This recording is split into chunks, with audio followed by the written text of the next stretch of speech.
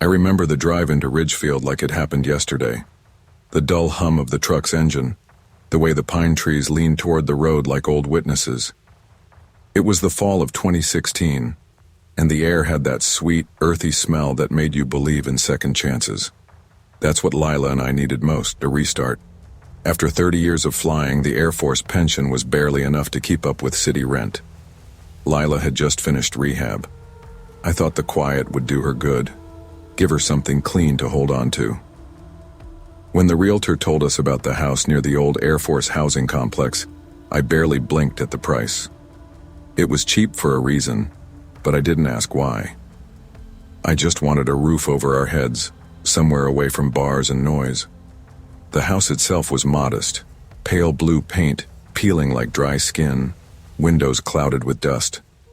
The backyard stretched into the woods, and beyond that, you could see the outline of the decommissioned hangar, Hangar 43. Locals said it was where they once tested nuclear jets. Others said something went wrong in '78, that a flight engineer vanished inside. The realtor laughed it off. I did too. Lila didn't. The first night there, she asked, "Why does it feel like this place is waiting for us?" I told her it was just her nerves. We'd been through worse. Detox, hospital nights, angry mornings. The creaks in the walls were nothing compared to that. I kept saying it was just a house, as if repeating it could make it true. The lights flickered that week. Old wiring, I told myself. Lila heard static, said it came from the walls. I even checked the radio, thinking it was some leftover frequency from the base. But when I stood in the hallway that night, the static stopped the second I entered. The silence felt like a held breath. Lila started painting again. I found her one morning sitting on the porch staring at her reflection in a window pane. "It's weird," she said. "Sometimes it doesn't look like me." I didn't answer. The wind was cold, and I told her to come inside. But as we stepped through the doorway, I thought I saw the porch light flicker even though it wasn't plugged in. It was the first sign, though I didn't know it yet, that something in that house was learning our names. By November, I'd started working part-time maintenance at the airfield. The hangar was off limits, fenced up with hazard signs and radiation warnings. But every time I passed it, I'd see the faint orange glow from inside, like someone welding in the dark. Nobody else seemed to notice. Lila spent her nights alone. I worried, but she promised she was staying sober. We had a deal. I'd come home before sunrise. She'd call if she felt tempted. The first time she mentioned the voice, I thought it was the stress talking. "It's like radio chatter," she told me one morning. "But when I turn everything off, it doesn't stop. Baby, it's an old base. Maybe some kind of frequency leak." She frowned. "Then why does it say my name?" That hit me harder than I let on. I checked the walls, the attic, even the vents. Nothing. But that night I heard it too. Faint, rhythmic, almost human. A soft crackle followed by 3 words that chilled me straight through. "Lila, don't trust him." The voice was deep, masculine. Not mine, not anyone I knew. I turned off every breaker in the house, and still, the sound pulsed through the dark like a heartbeat. The next morning, Lila was quiet. Her hands trembled when she poured coffee. "It's him," she said. "The man from the hangar." I almost laughed, until I saw the burns on her fingertips. She said she'd woken to the lamp turning on by itself. When she touched it, the metal was ice cold, yet it left blisters. Something had started watching her. It was 2 weeks before Thanksgiving when Lila's friend Melissa dropped by. I was working a double shift that night, and I remember texting Lila around midnight. She didn't respond. Melissa told me later what happened. They were listening to an old record, drinking tea, talking about life. Lila joked about the ghost, said if it wanted to talk, it should at least pour a drink. That's when the room went silent, mid-song. The power stayed on, but the record stopped spinning. When Melissa looked at her, Lila's eyes had gone black. No pupils, no white, just black, like oil. Her voice changed too, guttural, foreign, echoing with static.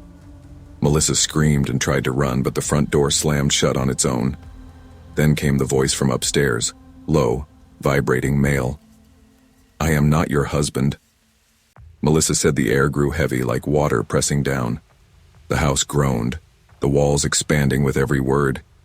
Then all at once, everything stopped. The silence after was worse than the noise. When I came home, the front door was wide open. Lila was on the floor, rocking back and forth, whispering prayers. Melissa was gone. Lila looked up at me and said, "He was in your uniform." I didn't sleep after that. Every sound in that house felt wrong. Too long, too close. Lila refused to be alone.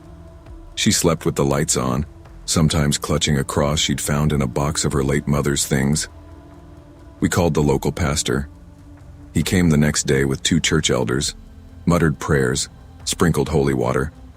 They found burn marks under our window, 3 perfect circles like prints from an engine coil. That night around 3 a.m., I woke to Lila screaming. She was frozen in bed, eyes open, body stiff. A tall shadow leaned over her, whispering, not in her ear, but into her breath. I couldn't move at first. My body locked up, every instinct screaming to run. Then I heard it. "Renounce him and I'll stop," I shouted, pulled her off the bed, started reciting the Lord's Prayer. The only thing I could remember clearly. The shadow recoiled, dissolving like smoke. Lila gasped, sobbing into my chest. I held her until the sun came up. The pastor came again at dawn. He told us to leave. "Some places are marked," he said, "and faith alone won't always cleanse them." We left the next day, but Lila couldn't stop trembling. That night as we packed, she froze by the window. Tap, tap, tap. A man's silhouette stood outside, his face blurred by frost. "Let me in," the voice whispered. We left without turning back. We sold the house within a week. The new owners lasted 3 days. They called the police, saying they saw a man in the hallway wearing a pilot's uniform. After that, the county shut the property down. The whole housing complex was condemned in 2019. Lila stayed sober after Ridgefield. She never talked about that night, but sometimes I'd catch her staring into the dark corners of our new home as if listening. Once she asked me, "Do you ever think it followed us?" I wanted to say no, but sometimes, when the radio crackles at night, I still hear static, a man's breath between the frequencies. The house still stands behind the pines, fenced and forgotten. They say the power's been cut for years, but truckers passing by at night claim the porch light still flickers on, just before the static hum begins. Sometimes the ghosts that follow us aren't born from graves or experiments. They're the echoes of what we refuse to face. Addiction, guilt, denial. They find voices when we don't listen soon enough. And some places, like some people, remember what we bring inside.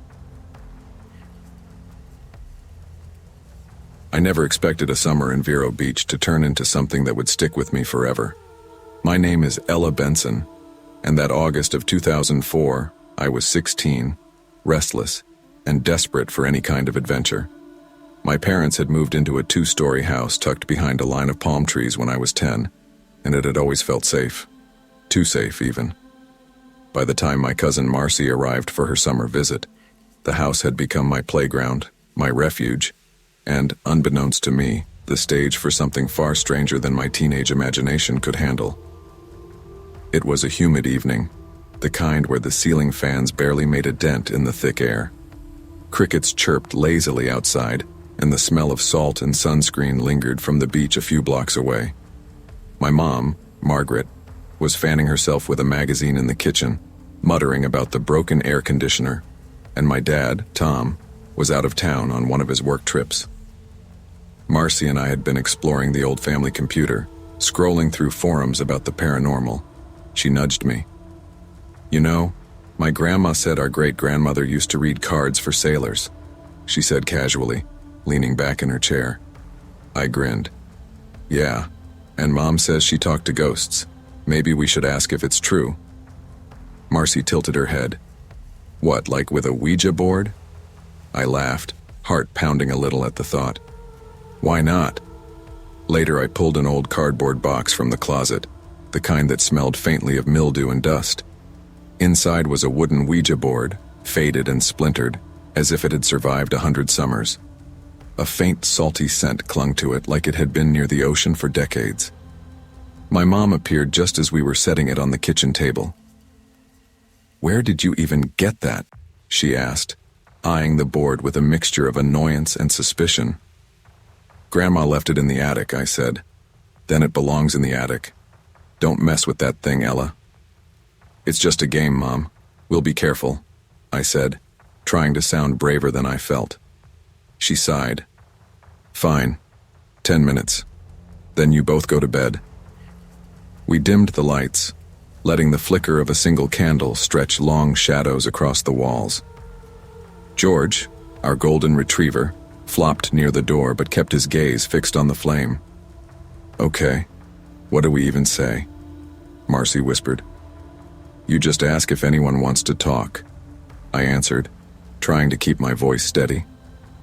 I placed my fingers lightly on the planchette. "Is anyone here?" For a long moment, nothing happened. Then the planchette moved slowly to "Yes." Marcy's eyes went wide. "You're moving it." "I swear I'm not," I said, feeling a shiver down my spine. We asked for a name. The pointer spelled Avami. Suddenly, a soft knock echoed from the far wall. George rose instantly, ears pricked. "Are we alone?" I whispered. The planchette slid to NO. A gust of wind swept through the room, extinguishing the candle. We screamed. My mom rushed in, flicking on the lights, panic in her eyes. "What did I tell you? Turn that nonsense off." George growled low, fixed on the hallway. "Ava said she's here with someone else," I whispered to Marcy, voice trembling. "Sitting by a brown dog, behind the blonde woman." My mom froze. The brown dog she described was our neighbor's retriever, the same one that had gone missing a week earlier. Before any of us could react, the lamp beside Mom flickered violently, then crashed to the floor. The air smelled sharply of ozone. My mom's eyes glistened. "That's enough. We're done." She picked up the board, but the lights pulsed and went out completely. In the darkness, a child's voice whispered near my ear, "Don't let him in." For a long moment I froze, unable to move. Shadows twisted in the candleless kitchen, and then, just for an instant, I saw a small figure in the window. Hair plastered to her face, gray eyes staring, mouth half open. Then nothing. We huddled together, terrified, until morning. The next few days felt normal, almost painfully ordinary. Mom insisted that everything had been our imagination, and Marcy tried to laugh it off. But I couldn't shake the feeling that we were being watched. George refused to enter the backyard, whining softly at the fence, his hackles raised. I remember one afternoon when I was folding laundry. I turned to place a shirt on the dresser and felt a cold brush against my shoulder. My heart leapt. I spun around, but there was no one there. On the tile floor, a small footprint appeared, wet and bare. It led toward the back door. I called Mom immediately. "Mom, someone's been in the house." She rubbed her temples. "Ella, I don't know what to tell you. We're careful here. No one else has a key. Maybe it's George's paw prints." I shook my head. "No, Mom. This is a kid's footprint. Barefoot. Small." She didn't argue, just sighed and told me to be careful. But the house didn't feel the same. Every creak, every whisper of wind made my skin crawl. I started sleeping with the bedroom door closed, the sheets wrapped around me like armor. Late that night, I heard Marcy stirring. "Did you hear that?" she whispered. I froze. A soft giggle came from the hallway outside our rooms. A child's high-pitched laugh, sharp and sudden, echoing in the darkness. George barked, fur standing on end. I couldn't explain it, and Marcy refused to admit it was real, claiming it was a trick of the heat and our imagination. But the footprints, the knocking, the whispering, I couldn't ignore them. A week later, I walked into the backyard to find the neighbor's brown retriever lying on the grass, dead, its collar lying neatly on the porch. I almost screamed, but I remembered the rules my mom had drilled into me about staying calm. I called the neighbor, who was frantic, but had no explanation. That night, the air seemed heavier, the shadows longer. George refused to enter the house altogether. Then one evening, Marcy pointed toward the fence. "Ella, someone's watching us." I squinted. A small figure crouched behind the palms, barely visible. For a heartbeat, I thought it was a neighbor child. Then the figure vanished. I knew then we weren't alone. It had been weeks since that first night with the Ouija board, but the board itself still haunted my thoughts. I could still see Ava's name spelled out, hear the whispers, and feel the icy brush on my shoulder. Despite my fear, curiosity gnawed at me. One afternoon, I found the board hidden in the attic, dust covering it like a warning. Against my better judgment, I touched it. Immediately, the planchette moved under my fingers. Danger. It spelled. I dropped it, stumbling back, my heart raced. I realized then that this wasn't a game. This wasn't imagination. Something was in the house. Something tied to the board. Something that could reach into the corners of our lives when we were alone. That evening, I told Marcy, "We have to get rid of it."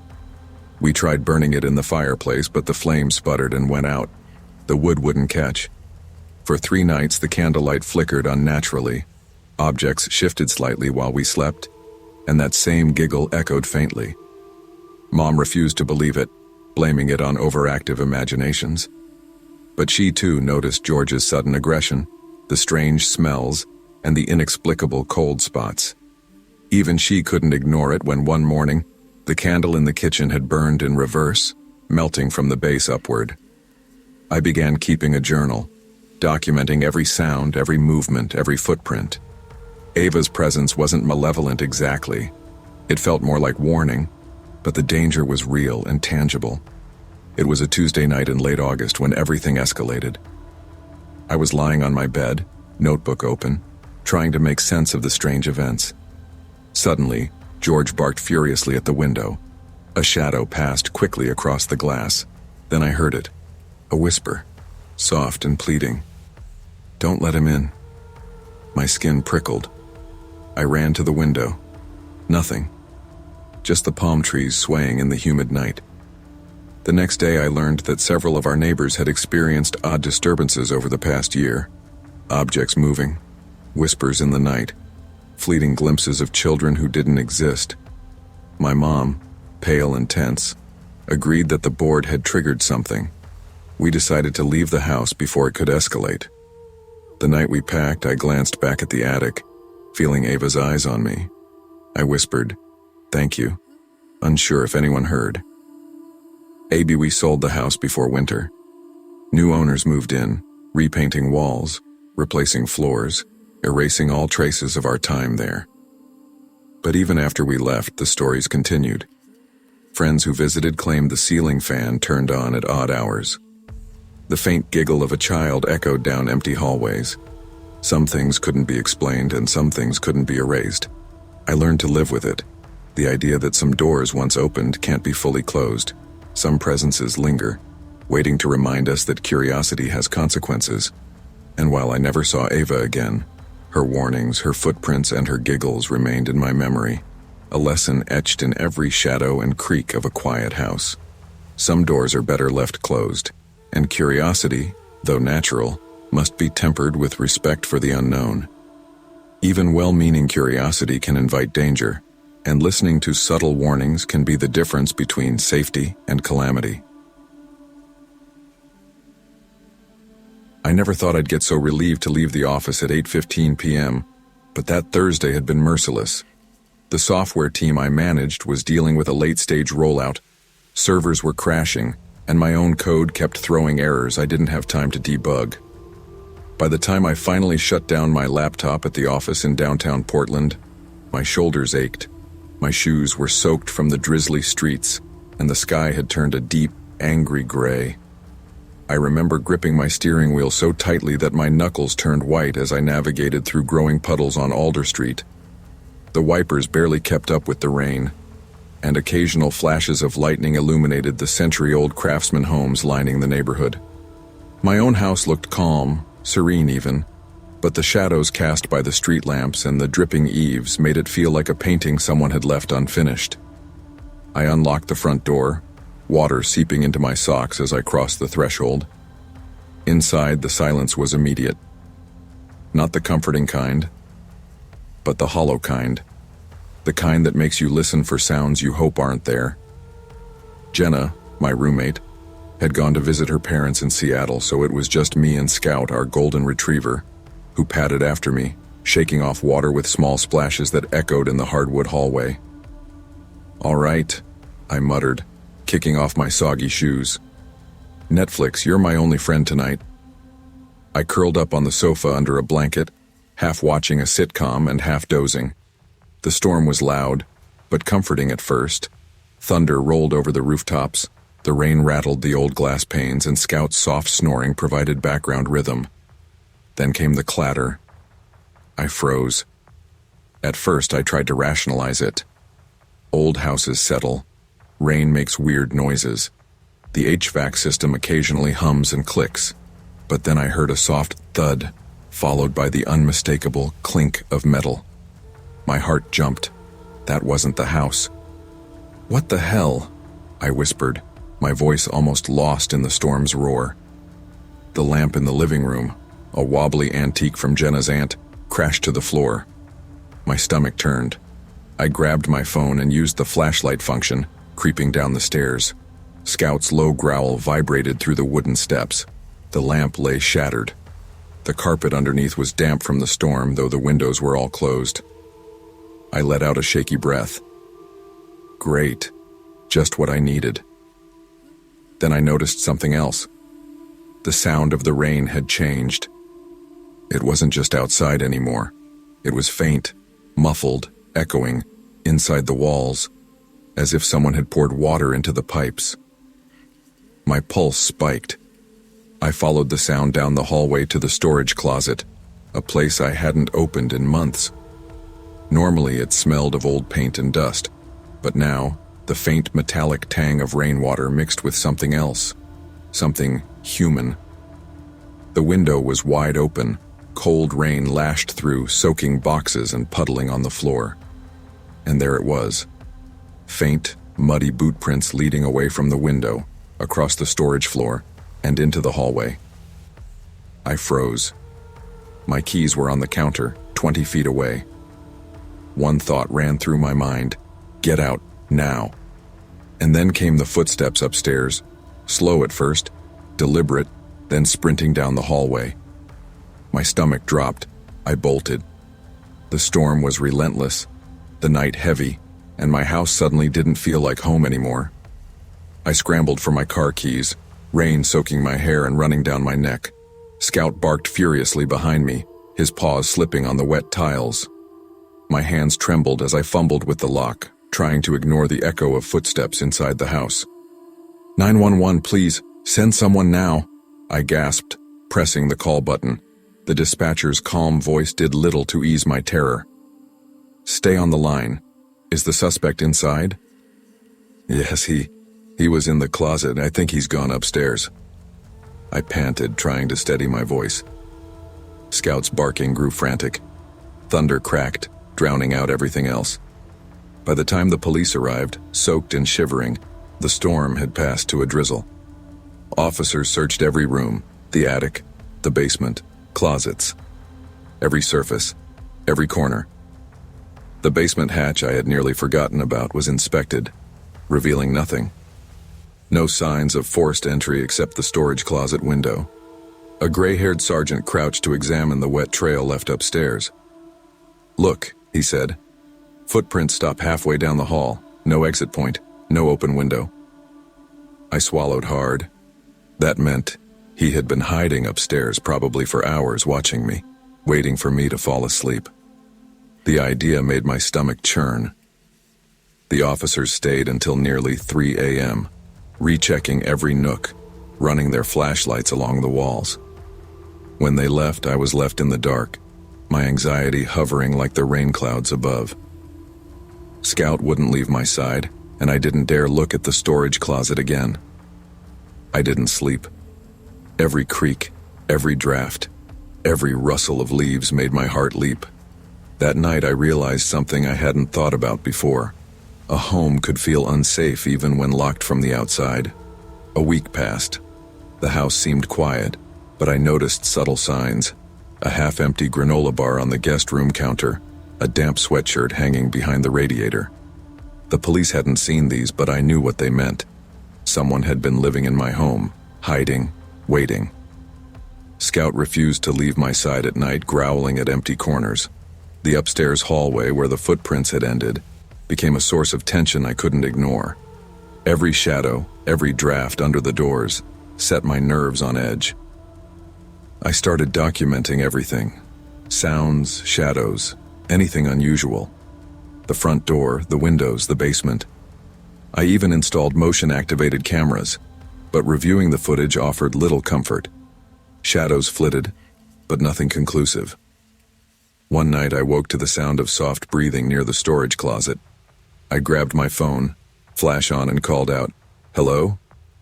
Nothing. Scout growled low. I backed into the hallway, heart hammering, wishing Jenna were home. Days turned into nights of tense vigilance. I avoided the upstairs hallway, didn't open the storage closet, and kept Scout close. Every creak of the floorboards made me flinch. Even normal house noises, dripping faucets, settling walls, wind against the eaves, became sinister. I realized how fragile the sense of security really was. A locked door, a shuttered window, a safe neighborhood. None of it guaranteed safety. Someone had been inside, living unnoticed for who knows how long. I stopped cooking, stopped leaving the lights off, stopped trusting silence. The house, my safe place, had become a maze of potential danger, and I was hyper-aware at all times. When Jenna returned, she noticed immediately. The granola bar, the sweatshirt, the small inconsistencies in placement of objects. She helped me move items, check locks, and resecure the storage closet window.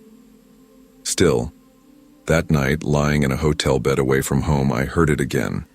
Faint footsteps, almost drowned by rain, echoing from inside walls, even though the building around me was concrete, secure.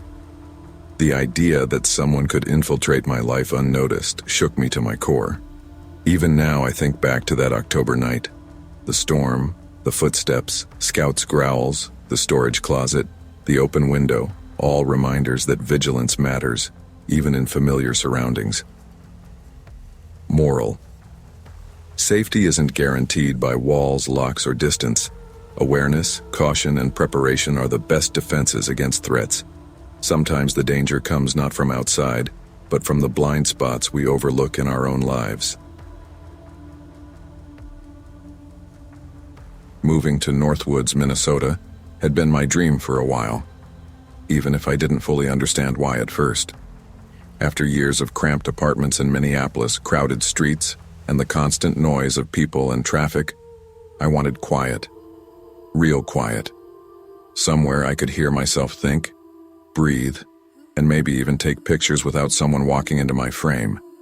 Freelance photography paid the bills, sure, but it also gave me flexibility.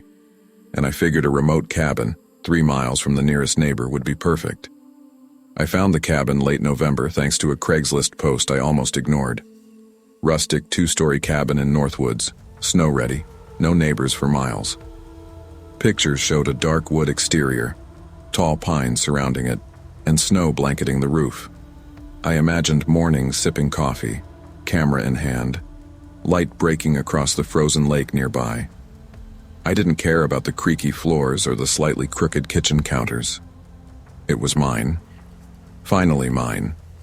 I moved in January, and the snow had already started coming down heavy. I remember the drive vividly. My car slipping along the winding roads, headlights cutting through thick sheets of white, and the wind howling like it had teeth. By the time I reached the cabin, my fingers were frozen stiff, and my boots were soaked. The cabin looked exactly as I hoped. Dark wood siding, frosted windows, and a chimney puffing lazy gray smoke into the storm. I unlocked the door, stepped inside, and immediately felt a mixture of relief and loneliness. Empty space, quiet, but cozy. Perfect.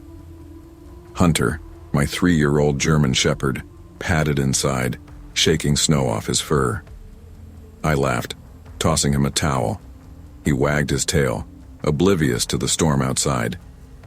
"Welcome to your new home, buddy," I said, closing the door and turning the deadbolt. That night, I made cocoa, lit the fireplace, and settled on the couch with Hunter curled beside me. The wind rattled the windows, and I told myself it was just the storm making the noises. By 8 p.m., I was exhausted from unpacking boxes and shoveling the driveway. The power flickered a couple of times and the heater groaned, but everything seemed fine. Then came the first crunch. Footsteps outside, muted by the heavy snow, but distinct. I froze, my mug halfway to my lips. "Must be the wind." "Right, Hunter?" I muttered. Hunter's ears perked, a low growl rumbling from his chest. I went to the window, squinting through frost-streaked glass, and saw nothing. White everywhere. No neighbors, no footprints, nothing. My heart was thudding harder than the wind, and I tried to laugh it off. "Probably just the snow shifting," I said, but the growl from Hunter told me otherwise.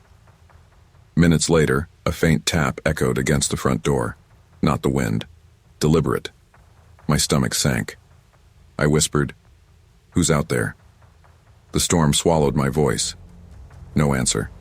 Only the sound of snow piling against the cabin. By 9:42 p.m., I had convinced myself to relax. Maybe someone got lost. Maybe the neighbors were helping each other with shoveling, though 3 miles away seemed too far.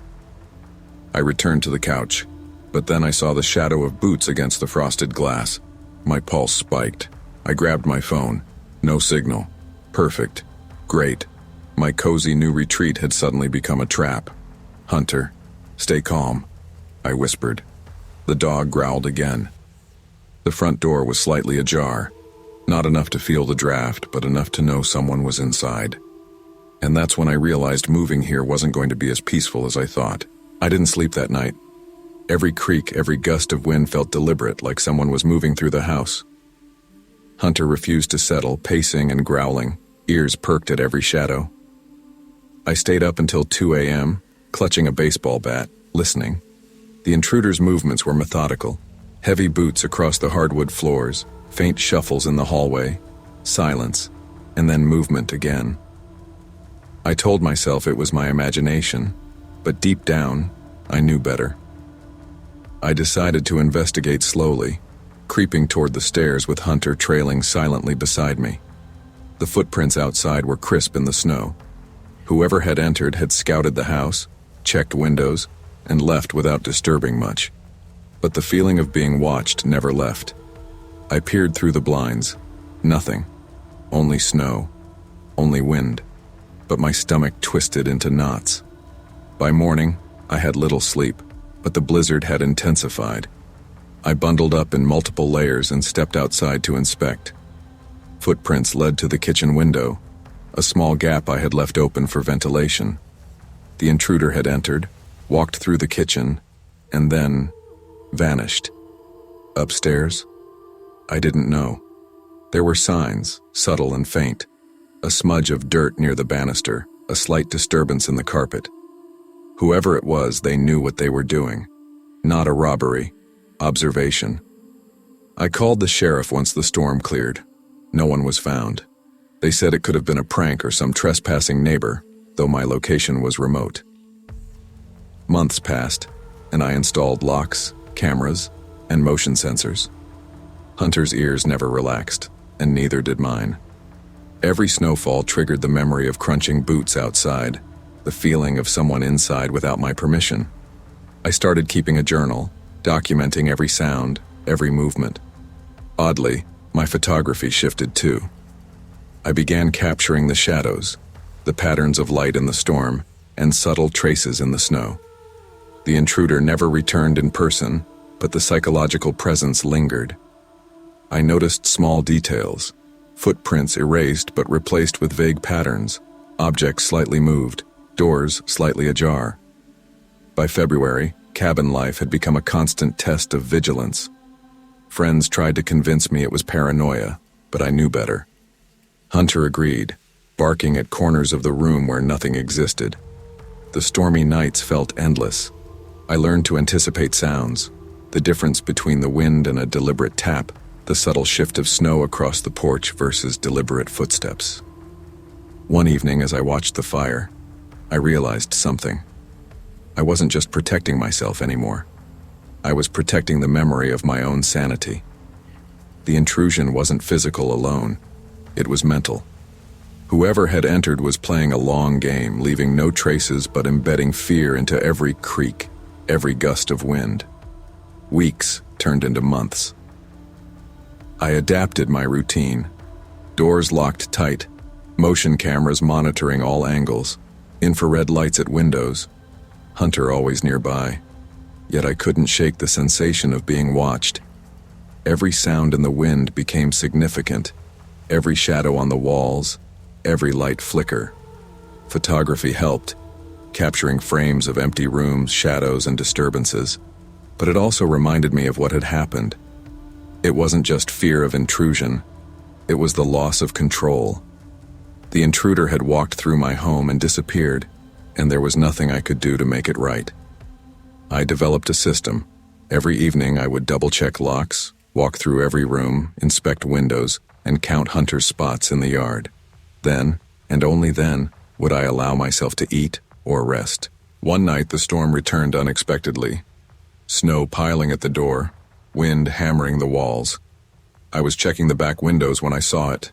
A faint boot print, almost ghostly, in the freshly fallen snow. My heart raced. I grabbed the camera, zoom lens ready. Hunter growled, moving in low crouches across the porch. I snapped photos, but the print vanished as if swallowed by the storm. The pattern repeated, small disturbances, traces of movement, always calculated, always fleeting. It became clear, this was no random trespasser. Someone had observed me, studied the cabin, and waited for the right moments to leave subtle reminders of their presence. The reality of the situation gnawed at me. Sleep became impossible. My photography, once a joy, now felt like a tool for survival. By April, I realized something crucial. The intruder wasn't after my belongings. They were after the fear itself, the invisible presence, the sense of being watched, the tiny, precise intrusions. They were all about control, not theft. That's when I knew I had to act. One clear night, with the storm absent, I decided to take the risk. I stayed up late, monitoring the cabin with all cameras on, every window, every door, every angle. Midnight came and went. Around 12:45 a.m., I noticed subtle movement on the porch cameras, shadows shifting, faint figures darting near the edge of visibility. Hunter and I waited, silent and tense. I grabbed the baseball bat and flashlight. My plan was simple. Whoever was out there, I'd confront them. As I moved toward the door, the shadows disappeared. Nothing. No one. But the prints in the snow suggested someone had been there, testing, watching. My mind raced. Was this a prank? Was it someone familiar? The next morning I discovered small items rearranged inside the cabin. A coffee mug slightly rotated, a rug moved a few inches, a curtain pinched at an odd angle. Whoever it was, they had entered again. And yet, there were no footprints inside, only Hunter's growls and my rising dread. It hit me. This person had knowledge, skill, and patience. They weren't reckless, they weren't violent, yet they were calculated, invisible, and terrifying. Months passed, the intrusions became less frequent, but my awareness never faded. I upgraded locks, reinforced windows, and practiced nightly routines for safety. Hunter never left my side. I adapted my life, learned to coexist with the presence that may never appear again. One thing became clear. Fear is only as powerful as we allow it to be. I realized I couldn't live in constant terror. but I also couldn't ignore what had happened. I had to be prepared, observant, and cautious, but not paralyzed. The intruder may never be caught, may never return, but I had reclaimed control of my life. The moral lesson? Fear can be taught by others, even silently, through observation and subtle actions. But vigilance, preparedness, and awareness are tools that restore power to the one being targeted. Life in isolation may bring unexpected threats, but it also teaches resilience. True security isn't about the absence of fear. It's about facing it wisely, calmly, and with courage. Moving to Lakeshore Drive had been a fresh start for me. After years of apartment living in Detroit, sandwiched between noisy neighbors, traffic, and cramped spaces, I wanted quiet, isolation, and space to breathe. A small single-story house on the edge of the lake, nestled against a dense cluster of woods, felt perfect. I could watch the lake, take long walks, enjoy the calm. I didn't care that it was somewhat isolated. In fact, that was the point. I had lived there for nearly 6 months. My parents had moved closer to the city, and though I loved visiting them, living alone gave me a sense of independence I had never felt before. My dog, Hunter, a 4-year-old black Labrador, was my constant companion. Loyal, protective, and affectionate, he made solitude manageable. The night of March 12th started like any other quiet spring evening. I curled up on the couch with a mug of chamomile tea and a cooking show flickering across the TV. Hunter lay at my feet, his head resting on my slippered toes. Outside, the sky darkened rapidly. The first drops of rain tapped the windows. A low rumble of thunder rolled across the lake, almost gentle at first. I didn't think much of it. But by 9:30 p.m., the rain escalated into sheets of heavy water, drumming against the roof. The windows rattled. Lightning illuminated the room for fleeting moments, stark and bright. My cozy living room seemed suddenly exposed, vulnerable. Hunter lifted his head, ears pricked, tail stiff. I laughed nervously. "Relax, buddy. It's just a storm," I said, though my voice lacked conviction. Then came the first thud. Something heavy dropped in the living room. Not a crash of the wind. Not the house settling. Something deliberate. My heart leapt into my throat. "Hunter, what is that?" The dog growled low, almost warning me. I froze, straining to listen. Another thud, this time near the kitchen. My mind raced with rational explanations. Maybe a shelf had fallen, a loose pot. But deep down, I knew the difference. There was intention behind the sound. Lightning flashed again. I glimpsed the familiar outlines of my furniture, but something felt off.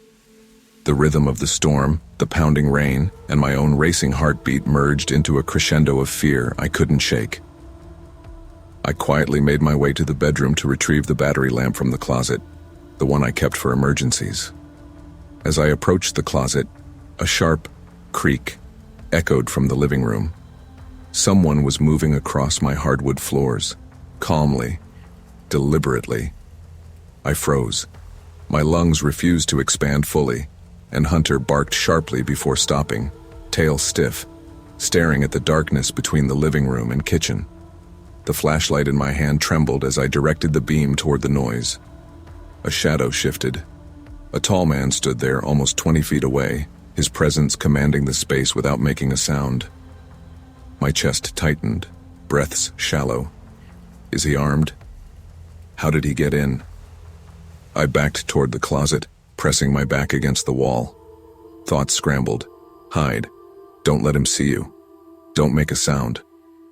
The storm outside roared as if to mock my panic. Thunder and lightning alternated in the sky, illuminating the man in brief, jagged flashes. He didn't move closer. He just stood there, observing, deliberate, controlled. By 10:15 p.m., I had squeezed myself into the back corner of the closet, gripping the battery lamp like a lifeline. Hunter was curled tightly against my legs, ears flicking toward every sound. The storm had drowned everything else out, making it impossible to distinguish natural noise from human movement. But I knew. I could feel it. The closet walls felt like a prison. I couldn't see the intruder now, only shadows cast from the storm's lightning and the faint reflection of light on the floor. Then came the soft click of the doorknob behind me. The bedroom door. My heart jumped into my throat. No, no, no, no, I whispered, trying to keep my voice from shaking. The intruder had moved silently, testing access as if aware of my hiding place. Hunter whimpered softly. My dog's sensitivity heightened the terror in ways I couldn't explain. Minutes felt like hours. My phone was in my hand, but any attempt to call 911 felt too dangerous. I couldn't risk a sound.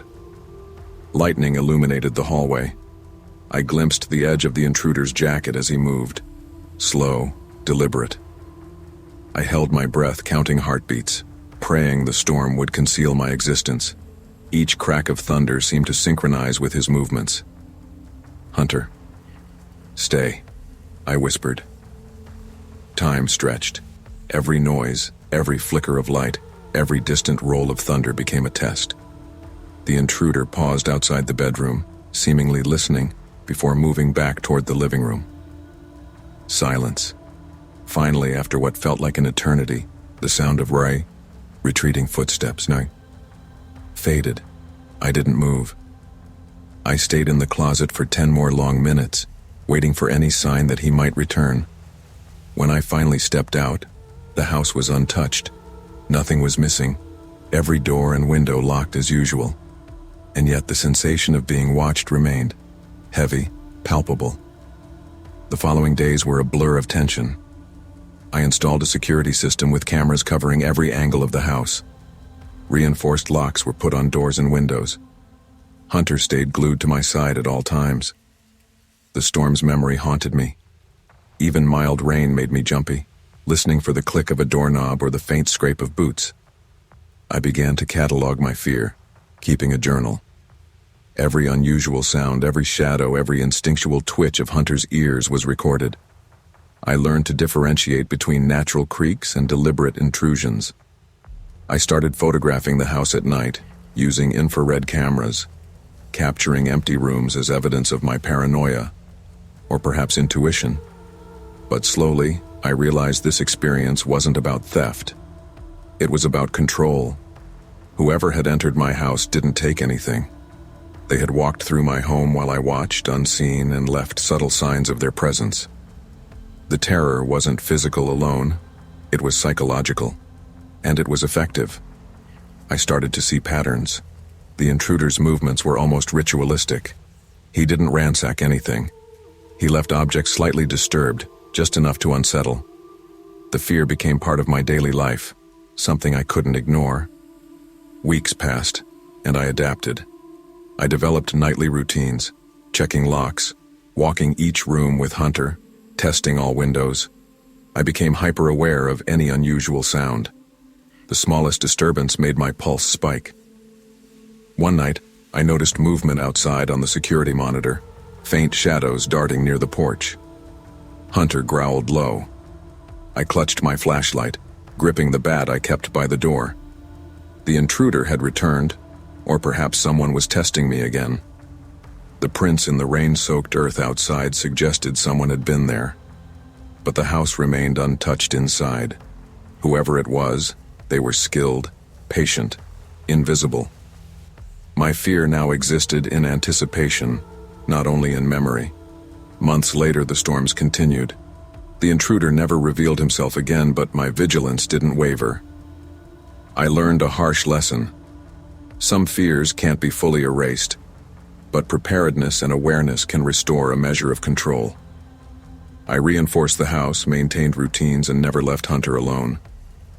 I also learned resilience. Fear is powerful, but it can be managed. By facing it, documenting it, and acting cautiously, I reclaimed part of my life. I didn't let terror dominate my days, but I respected it, understood it, and used it to stay alert. Some intrusions leave no tangible evidence, only the reminder that security is never absolute.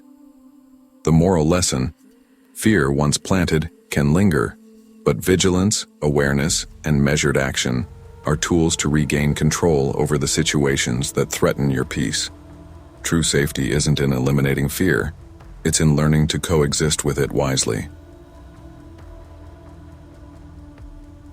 People always talk about how silence feels peaceful.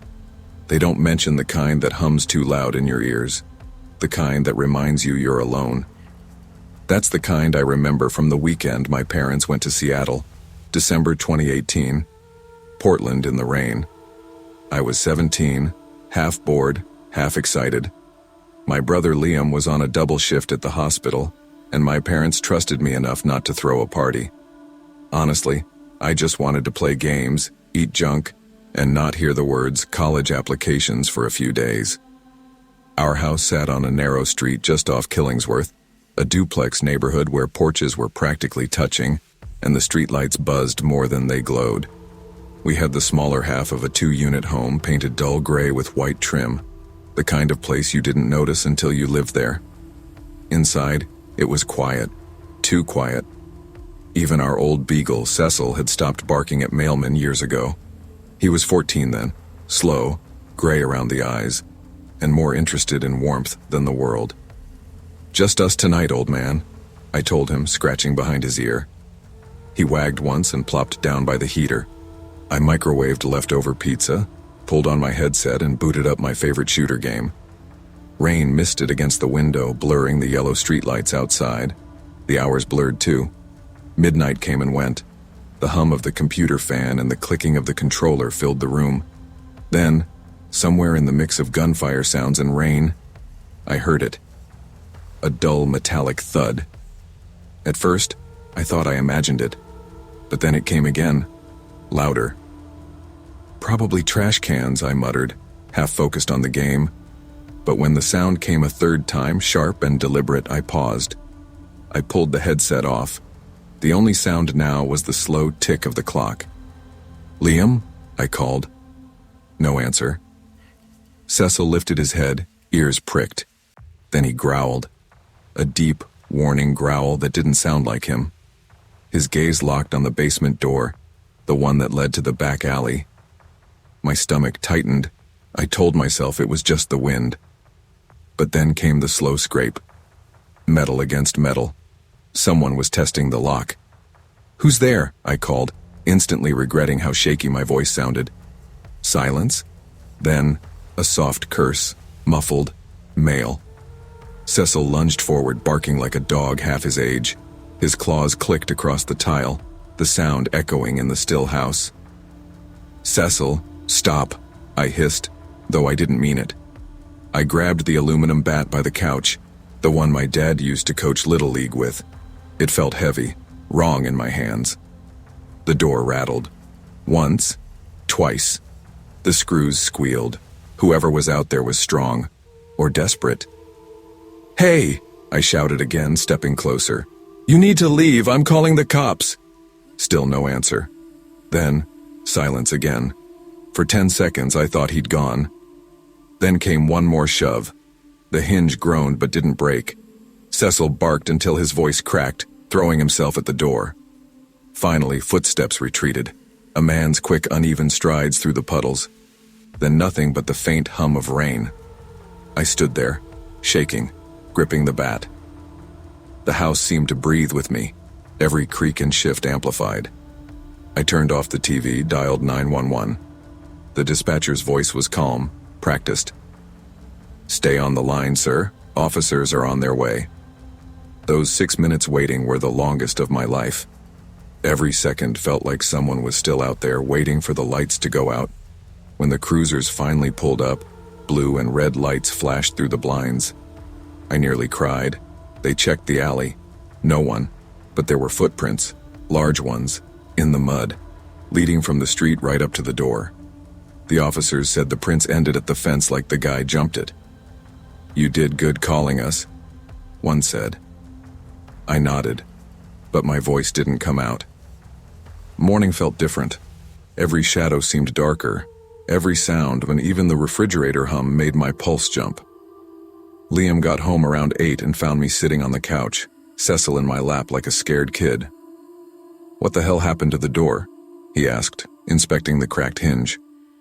Someone tried to get in, I said. My voice cracked halfway through. Cops came. They found footprints. Liam blinked. You're serious? Yeah. He almost broke it off the frame. He looked at Cecil, then at me. Guess the old man still got some fight in him. I tried to smile, but my hand still shook when I picked up my coffee. We spent that day installing a new door, adding 2 deadbolts. I even bought a cheap motion sensor light from the hardware store. The alley felt smaller now, claustrophobic, like it held a memory I couldn't scrub away. That night, I lay in bed staring at the ceiling. I kept thinking, what if the guy hadn't stopped? What if Cecil hadn't barked? I'd never thought much about fear before, but that night changed something in me. It made me realize how fragile safety really is, how it's just an illusion you maintain until someone decides to test it. Weeks passed. Winter thickened. Life almost went back to normal. Almost. Cecil never went near the basement again. If I opened that door, he'd whine and back away. Sometimes late at night I'd catch him staring at it, ears twitching, tail low. One night in January, I woke to the motion light turning on. I froze. I grabbed my phone, crept to the kitchen, peered through the blinds. Nothing but mist and the faint orange glow of the streetlight. But when I looked down, the doormat was shifted, moved just enough that I knew someone had stepped on it. The police said the same thing they always say. Probably kids, sir. Pranksters. Happens this time of year. I didn't argue, but deep down I didn't believe that. I couldn't.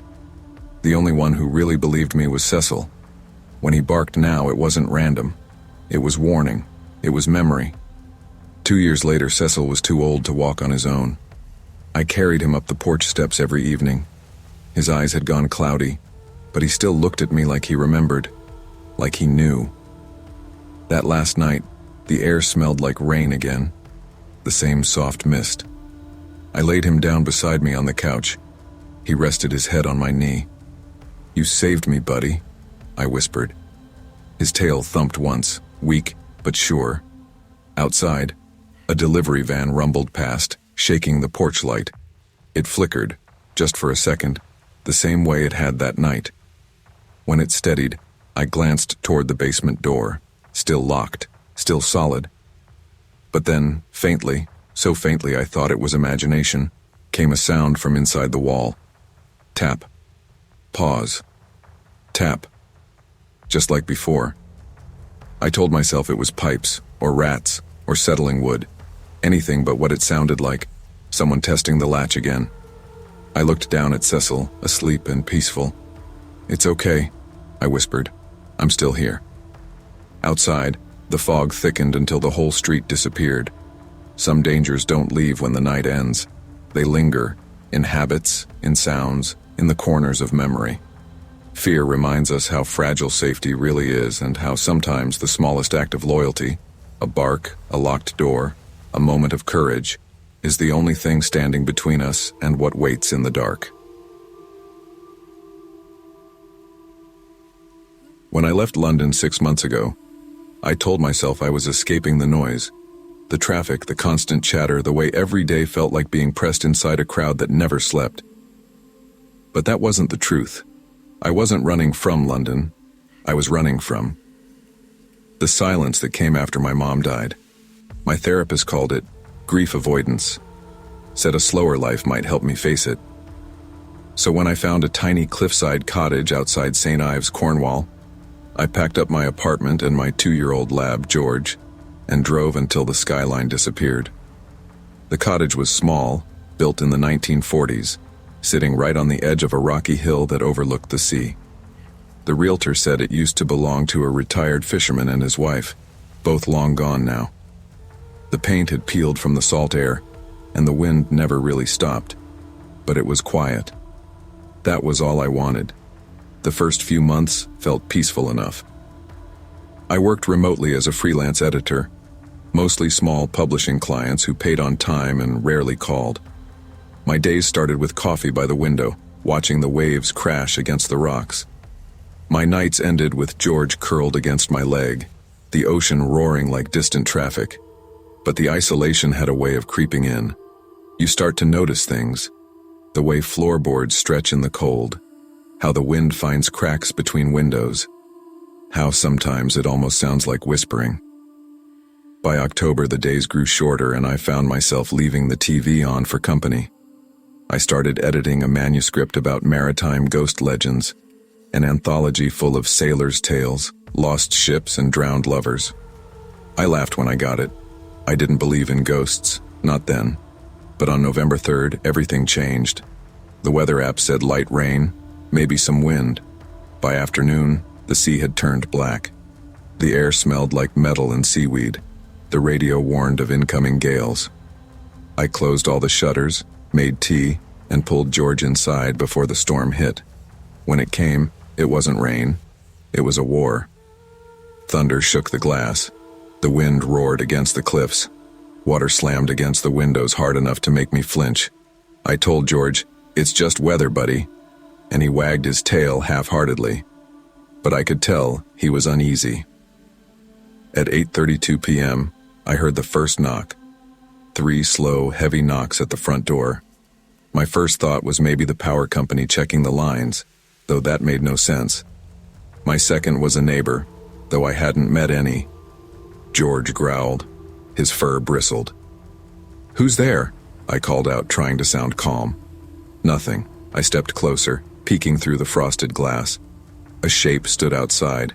Broad shoulders, tall frame, no umbrella, just standing there in the storm. "Can I help you?" I asked louder. The figure didn't move.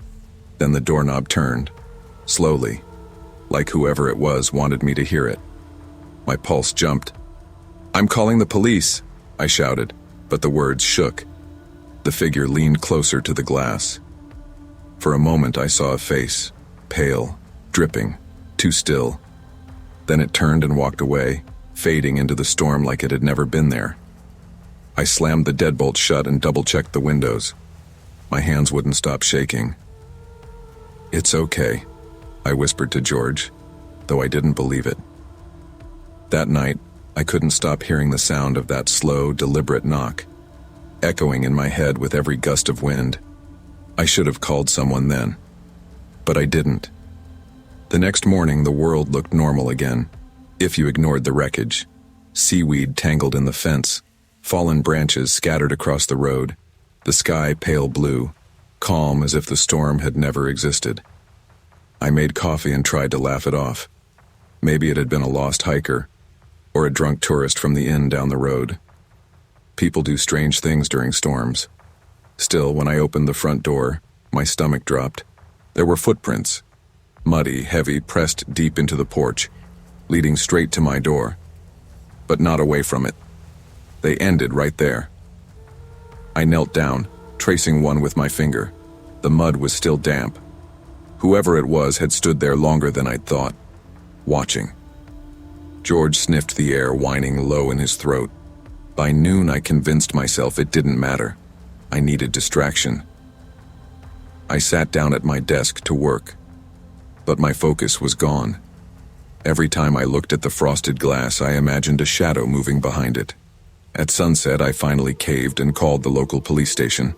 A man named Officer Thomas answered. "Evening, miss. You said someone tried to enter your property last night?" "Not enter exactly," I said. "They knocked.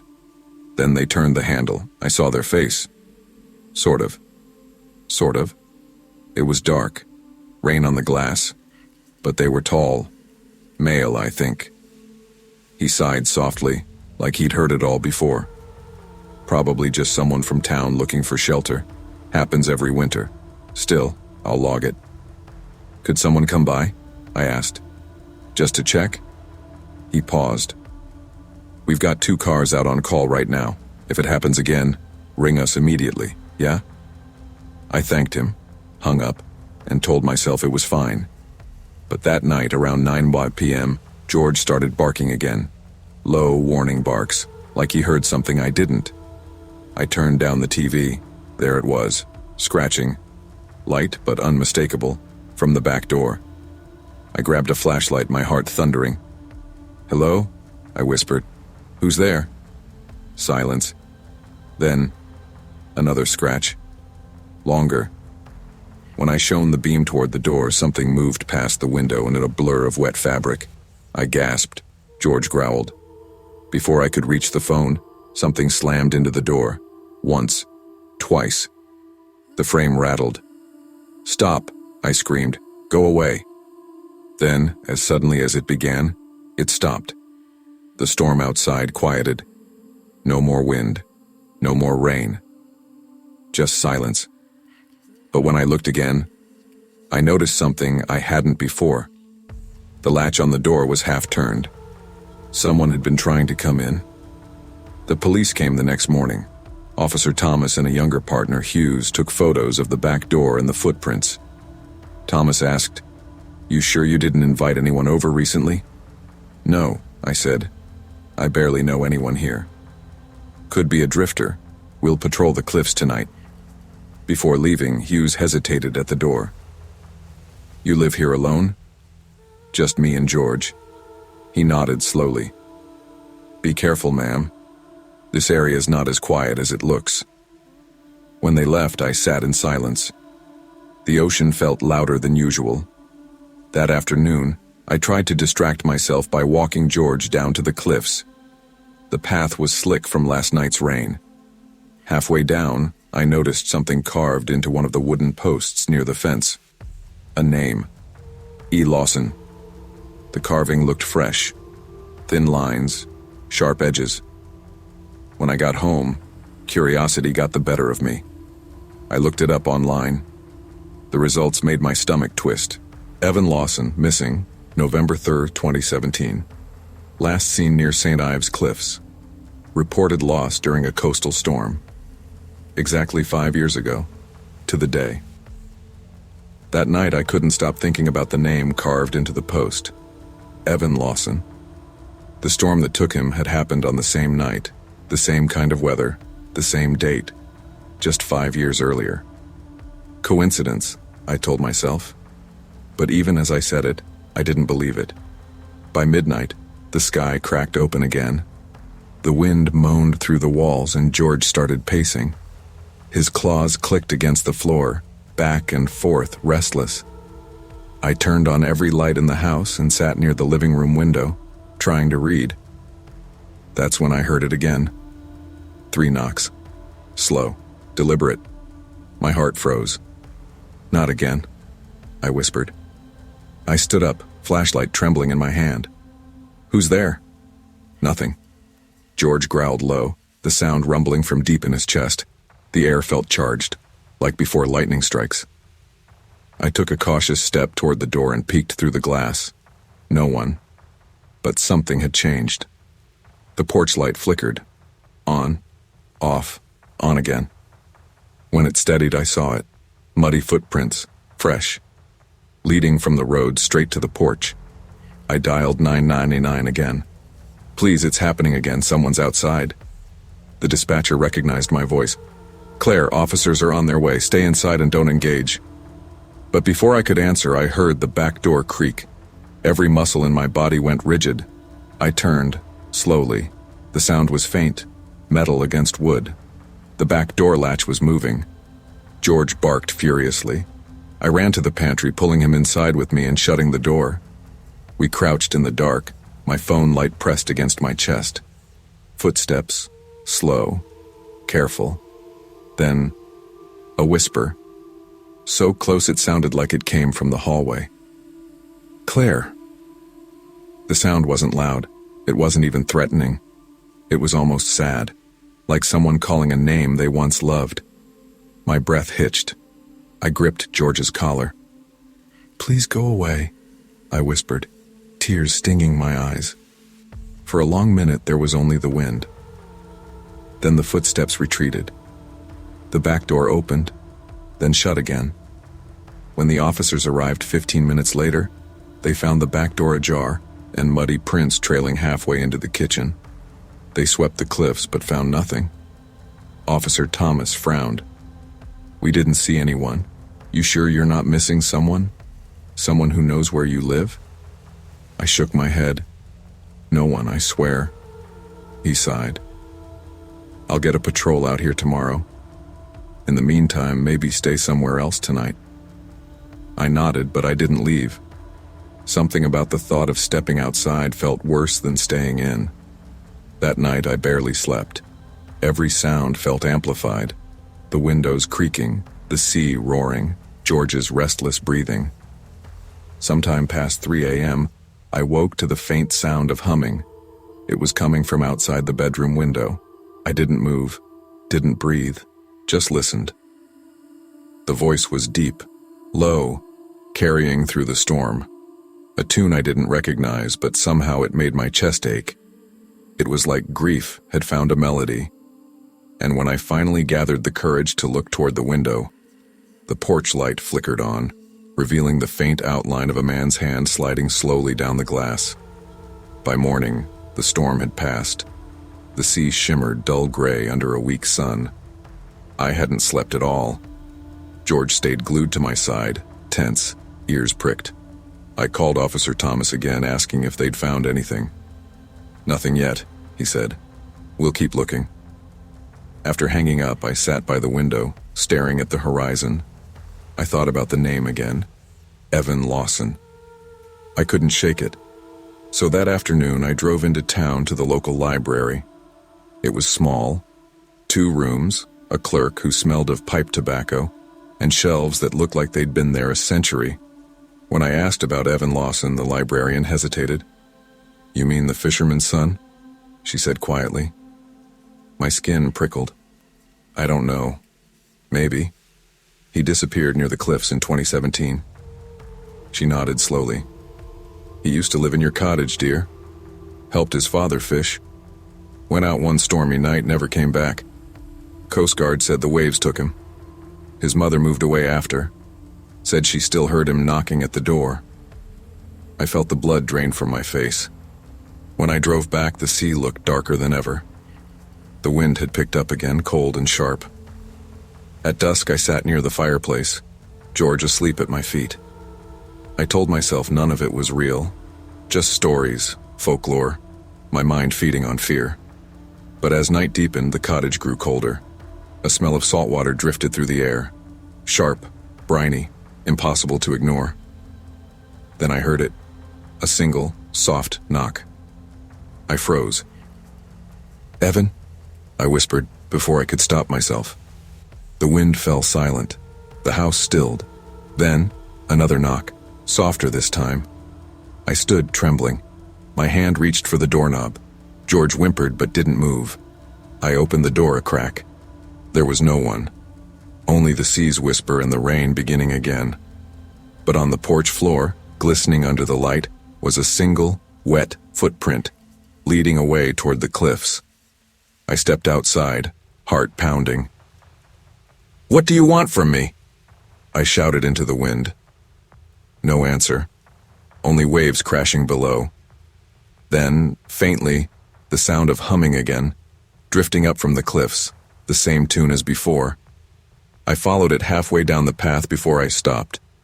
There, carved freshly into the wooden post again, were new words beneath the old name. "Go home."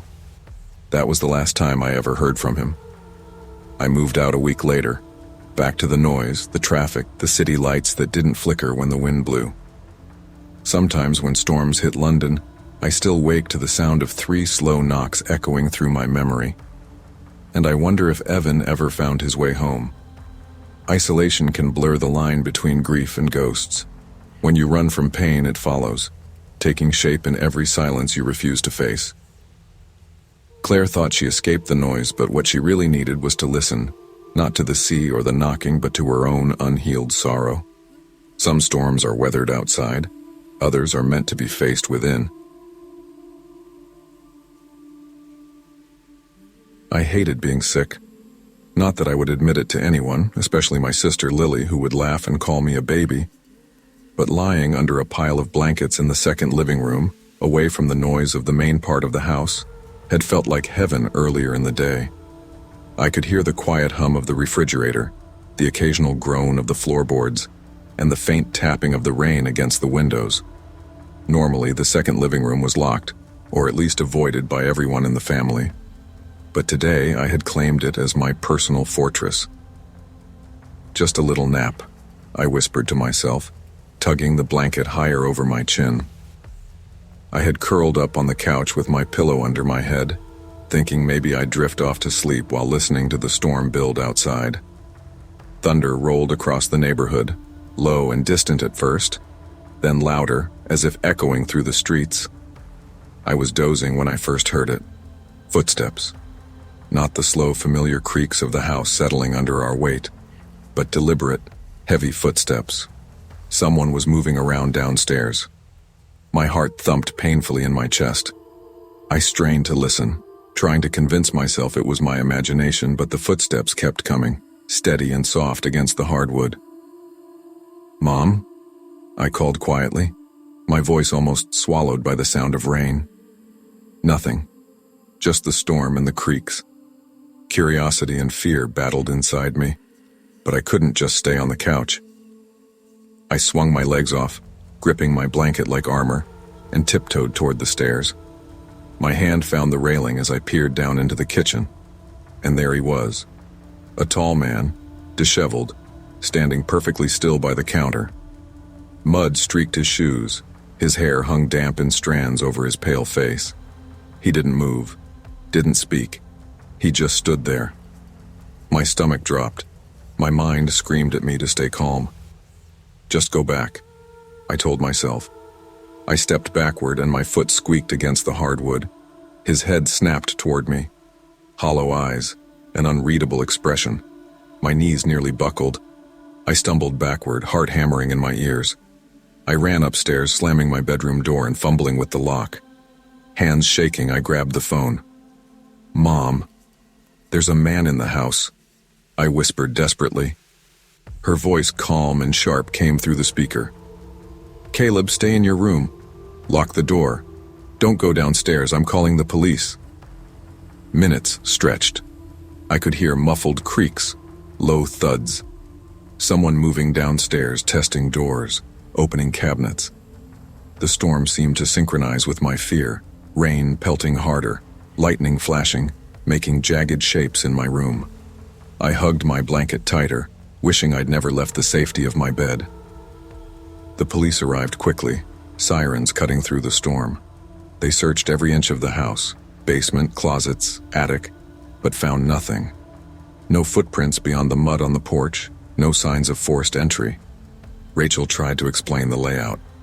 "Check the second living room," I whispered to one of the officers, my voice trembling. An older officer squatted near the couch. His graying mustache twitched as he noticed something odd. A corner of a Walmart bag peeking out from under the furniture.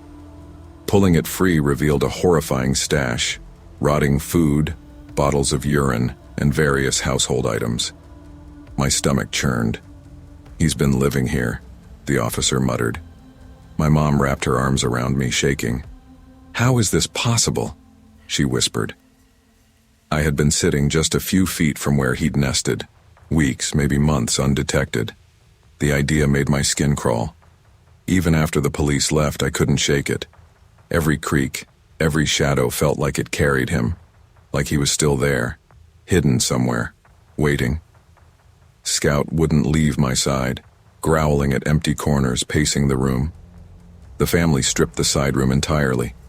Floors were replaced, access panels locked, hiding spots sealed. We even got motion detectors and extra locks on the doors. I never stepped foot in the second living room again. But it was more than the physical danger. It was the knowledge that someone had been inside my safe place, moving silently while I slept or rested. Sleep became difficult. Every storm, every creak of wood made me flinch. I couldn't ignore the faint, dragging sounds I sometimes thought I heard under the floorboards. Mom tried to comfort me. "It's gone, Caleb. He's not coming back." But even she looked uneasy at times. Months passed. The house felt safer, but the fear lingered. I started double-checking windows, doors, closets. Every new sound made me jump. I hated that I had lost my sense of comfort in my own home. I hated that a place I'd considered safe could harbor someone unnoticed for weeks. Even when friends came over, I found myself avoiding certain rooms, avoiding shadows, avoiding the thought that someone could be watching from a hidden corner. It wasn't just the incident itself, but the awareness that safety is fragile, easily breached. Over the years, I learned to cope. The second living room stayed locked, the renovations kept it unused, and the house gradually felt like home again. Scout, who had been my protector, passed, but I remembered his loyalty and his warning growls. Even now, as an adult, I occasionally think I hear faint drags under the floorboards, especially when storms roll in. I don't investigate, I just remind myself of the lessons learned. True security isn't just locks and alarms, it's vigilance, awareness, and understanding that safety must be maintained actively. Even familiar places can hide danger, and taking precautions is never unnecessary. Awareness and preparedness are the best defenses. Sometimes the threats come not from outside, but from the blind spots we ignore in our own homes. I never thought a family vacation would turn into a story I'd tell for the rest of my life.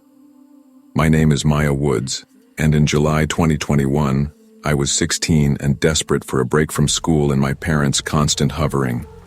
My dad, Eric, and my mom, Jenna, decided to rent a cabin by Stillwater Lake, Montana. It was an hour from town, isolated, and perfect for a no phones, no noise getaway, or so they promised. From the moment we arrived, I felt a kind of peace I hadn't experienced in months. The cabin sat on a narrow spit of land jutting into the lake, surrounded by forest so thick that even in daylight it cast long, cool shadows. The air smelled of pine, wet earth, and something faintly smoky from nearby campfires. A lone neighbor's porch light glowed across the water, a half-mile away. The generator hummed steadily in the background, barely audible over the wind rustling through the trees. The first nights were quiet. Dad grilled outside while Mom sketched by the dock, capturing reflections on the water with soft pencil strokes. I mostly stayed inside, hiding behind a wall of Wi-Fi, scrolling through horror movies that made me scream more than I wanted to admit. Scout, our golden retriever, followed me everywhere, tail wagging lazily in the evening sun. Thursday arrived, and Dad drove to town for supplies. He texted us, maybe midnight, delayed by a rock slide. That left Mom and me alone. As the sun dipped behind the trees, the air grew crisp, and the lake became a black mirror. I sprawled on the couch, scrolling aimlessly, when Scout stiffened and let out a short bark. "What's up, boy?" Mom called from the kitchen. Scout trotted to the patio door, growling low. The curtains shifted slightly, though the door was locked tight. Mom frowned, checking the latch. "Probably raccoons," she said. "He doesn't bark at raccoons," I said, already feeling uneasy. Thunder rolled far off, almost a whisper. Mom lit a candle in the living room. The generator flickered, then stabilized. I yawned, trying to convince myself I wasn't scared. "Mom, can I stay up till Dad's back?" I asked. She smiled weakly. "Sure. Keep the doors locked, okay?" We turned off the generator to save fuel. Silence fell except for the rain tapping on the roof and Scout's low growl. Then came it, a soft click down the hallway. "Did you hear that?" I whispered. "Probably the pipes," Mom replied automatically.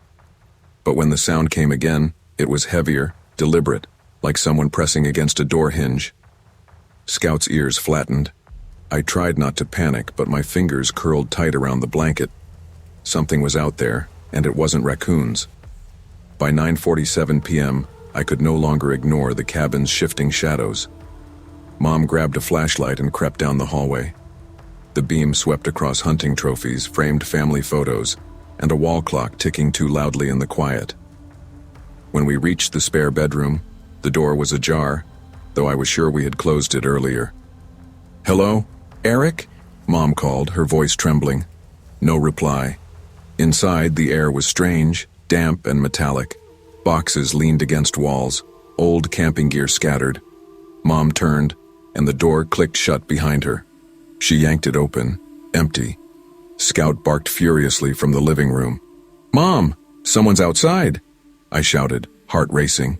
Through the glass, a flashlight lay on the deck, shining toward the woods. Mom whispered, "He must have dropped it." "Dad had it in the truck," I snapped. The light blinked twice, then went out. Rain began to fall lightly, tapping on the roof. No signal on our phones. Mom pushed a chair against the door. "We'll just stay here till morning." I whispered, "What if he's still out there? Then he'll find out we're not alone." Scout growled, moving toward the hallway. Beneath the floorboards, a faint thud echoed, closer this time, moving toward the kitchen. The cabin's small basement hatch, normally off limits, now beckoned with dread. Mom knelt, lifted the hatch, and shined the light down. Boxes, a muddy pair of boots, an open can of beans. Someone had been living down there. A sudden crash at the front door made us jump. Wood splintered. Scout lunged, barking like his life depended on it. Mom dragged me into the bathroom, locking it behind us. For what felt like hours, only the storm answered our prayers. Then came soft dragging noises on the porch. Footsteps across glass. The intruder was inside. I texted Dad, "Call police now." The doorknob turned once, slowly, as if testing the lock. A voice rasped outside the bathroom. "You shouldn't have locked the door." My heart hammered against my ribs. Scout growled, bristled, and then distant sirens. The man hesitated, then fled. By morning, the police found muddy prints through the living room and remnants of a sleeping bag in the basement. The man was gone. Mom tried to calm herself, insisting it had to be a transient. But I noticed the unease in her hands, the way she avoided the windows. For the rest of our stay, we locked every door and didn't venture outside after dark. Still, I couldn't shake the feeling of being watched. Every shadow seemed longer. Every gust of wind sounded like footsteps approaching. Scout refused to sleep on the floor, curling tightly against Mom's side. Dad returned 2 days later.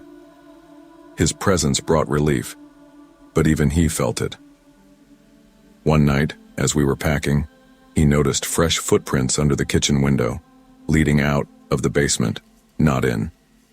"Was that yesterday?" he asked, frowning. "No," Mom said, her voice barely above a whisper. "We've been careful." Something about that trace unsettled us all. Whoever had been there, whoever had hidden in our home, hadn't left completely. Even with the police patrolling and neighbors nearby, the forest around Stillwater Lake felt like it was breathing, watching. Each night, Scout growled at empty corners, and Mom would check the locks repeatedly. I started keeping a journal, noting every creak, every shadow, every small sound. Sometimes I swore I heard a muffled cough under the floorboards or the whisper of boots shuffling against the porch. One evening, Mom whispered to me while packing dishes, "I think he wanted us to know he was here, to feel helpless." I nodded, too scared to respond. The isolation made the fear tangible. There were no other sounds except the lake, the wind, and the forest. We had thought a remote cabin would be an escape, but it became a trap in a way I'll never forget. When it was finally time to leave, we packed quickly, Dad driving alone to collect the remaining supplies later. The cabin was silent, empty, and seemingly safe. But as we closed the front door, I felt a prickle on the back of my neck. A soft voice, low and hoarse, whispered from the shadows beneath the porch, "You left the door open again." I froze. Dad locked the cabin, unaware of the voice. The forest swallowed the sound. I knew even then that some dangers leave traces that never fully disappear. The Woods family never returned to Stillwater Lake, but I still remember every detail. The creaking doors, Scout's growls, the basement's darkness. Some places, some moments, remind you that even isolation cannot guarantee safety. Safety is never guaranteed by isolation or distance. Awareness, caution, and respect for the unknown are vital. Curiosity and carelessness can open doors best left closed.